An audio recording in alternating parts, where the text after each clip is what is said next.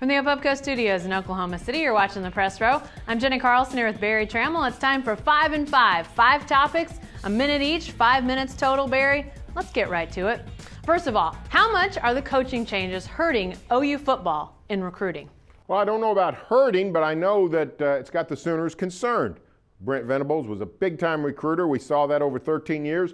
Willie Martinez apparently was a very good recruiter. We're seeing guys decommit from OU because of Willie's departure. So I think it's got the Sooners concerned. I know this. Somebody at OU told me they've never seen the OU staff out so much at this point in the year, still hitting the bushes, still hitting the streets, as hard recruiting as they are right now. So I think the Sooners are pretty serious right now about shoring up some of the deficiencies. Definitely so, and they've lost a couple guys, so I think it is hurting OU in recruiting. I think some guys they had they felt fairly certain about, Devontae Harris and Kevin Peterson, prime among them, two guys that they were looking at as defensive backfield guys. They've lost both those guys. They've decided to go elsewhere. Harris going to A&M and Peterson headed to OSU. So I think that is a concern, and I think it is hurting them. And Barry, they need defensive backs and safeties, and right now they're thin in that area, so they got to be out looking. And right now,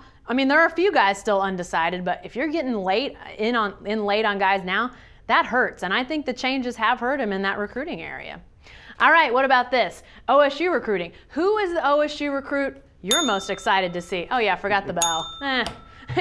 What do you think about that? Forgot the bell. That's what OU fans said Bob Stoops and Josh Heupel did in Bedlam. Forgot the bell. Put in the belldozer. Okay, so you're excited to see the belldozer. Now, who are you excited to see OSU recruit-wise? Well, I want to see Wes Lunt. I mean, I want to see the big gunslinging quarterback who's come in early from Illinois. He's already on campus, already enrolled. Going to contend for the job in the spring. I don't think he's going to win it. I think it's too tough for a true freshman to win that job, but I think he's going to compete with Chelf and J.W. Walsh, and I think we're going to have a pretty spirited quarterback battle in the spring. The only time I ever get excited about anybody's spring practice is when we have a quarterback derby. Yeah. So Cowboys definitely have one. So Wes Lunt, my eyes are on you. Yeah, and me too. I mean, I'd like to say somebody else I'm more excited to see, but Wes Lunt's the guy. You know, a tall guy, pocket passer, sort of in that prototypical style of passing quarterbacks. You know, I think the offense is going to change. It's got to with the guys that they've already got on campus. I think you're going to see J.W. Walsh get involved with the offense, which means more of a dual threat, a run-pass situation. I don't know if they're going to play a couple guys. I don't know if, Shelf is the other guy, if Lunt sneaks in there somehow.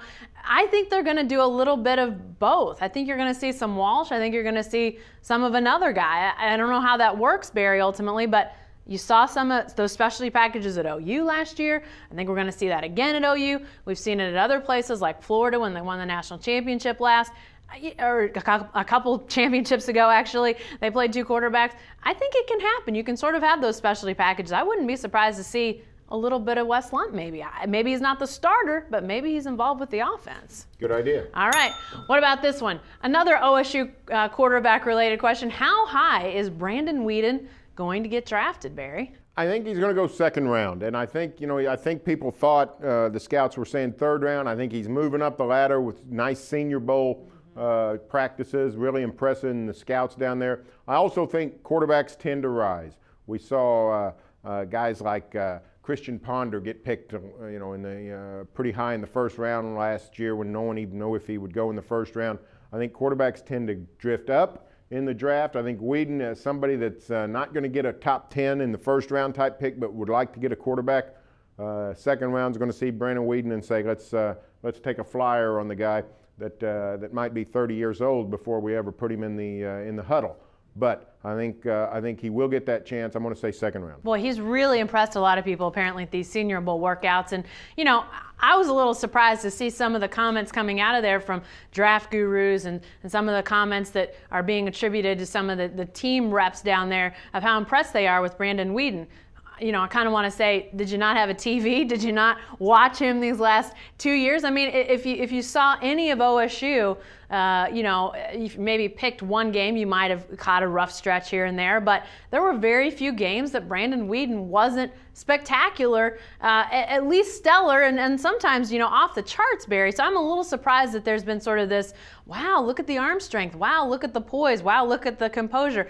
Because I think he's shown it all along. Apparently the NFL is now waking up to it. I don't think he's a first-round guy. That just seems a little far-fetched, but a second-day guy I think is for sure, and I wasn't so sure about that, Barry. I thought maybe he might drift into those later rounds. I think he's now definitely a for sure second-day guy. Those scouts that say, I don't know if he can make all the throws. Hey, the Fiesta Bowl was televised nationally. All you have to do is watch. You didn't even need cable, I don't think, for it. Anyway, how about this question, Barry? Ever wanted to be an extra in a movie? Kevin Durant shooting his movie Thunderstruck here around town. You might have been an extra the other night at the Hornets game. They were doing some taping. But have you ever wanted to be an extra in a movie? No, I've thought about it, and I've decided I'd just soon be the star. I would just, I toured an old ship one time, an aircraft carrier. And they showed me all the quarters, and then they, where the sailors sleep, and then they showed me where the officers sleep, and the captain and whatnot. And got 12 sailors in a room about 3 by 4, and then you got the captain that's got actually a decent sized room. And I said, you know what? If I ever got into this business, I pretty much have to come in as a captain. So if I get in the movie business, I'm gonna have to get the star treatment. I'm not this standing around waiting and not talking. Everybody says, oh, yeah. don't talk to Kevin Durant. Don't talk to the stars. That wouldn't do much for me. Yeah, I agree. But I think it'd be kind of fun to be in a movie. And, as I said, they were taping during that Hornets game. So, who knows? There might be some people that didn't intend to be movie extras that might see themselves in this movie. This is kind of fun, Barry, that he's doing this movie, but involving Oklahoma City. It's not just a Hollywood production. Who knows? You were covering that game. You might be in the background. Let me see, what did I wear? What did I wear? Did you look good? Did you get some makeup on? I'm sure I look good. I have no idea. I didn't wear any makeup, but I'm sure I look good. All right. Well, look for Barry in the upcoming Kevin Durant movie. All right, lastly, what's the best thing about Russell Westbrook's new contract, Barry? No opt-out clause. Agreed. Russell went all in 5 years and no opt-out clause. No early departure for Russell Westbrook. His old pal, his old roommate, Kevin Love, signs a 4-year deal with the T-Wolves on Wednesday and has the opt-out clause. He can leave even earlier. Minnesota only really has Kevin Love tied up for 3 years. Thunder has Russell Westbrook tied up for 5. Yeah, and you know what? A lot of people have said, Russell Westbrook, he doesn't want to be in Oklahoma City. He doesn't want to stay there long term. To me, if people are saying that still, they're off their rockers. Everything about this contract says that Russell Westbrook wants to be a part of this franchise, wants to be a part of this organization, and in this city. There might come a time after this contract's over when he's ready to look around and do something different, but I don't know how much stronger a statement you could make, Barry, than to say, I'm not going to have an opt-out clause. I didn't talk to anybody else. He says he wasn't talking or even thinking about going anywhere else. But to have that in your contract, I think that's great. And the other thing, not some of the new CBA rules. He could have had some things in his contract that would have allowed him more money. He did not take those. That was great too. That allows the Thunder to have a little more cash on hand when it comes to getting James Harden re-signed, Serge Ibaka re-signed. To me, these are all signposts of how much Russell Westbrook wants to be here. I think it's all great news for the Thunder. It's going to be a fun 5 years, folks. It's going to be a fun 5 years. Be sure to stay tuned. And be sure to stay tuned with us and the best coverage team anywhere at newsok.com and every day in the Oklahoman.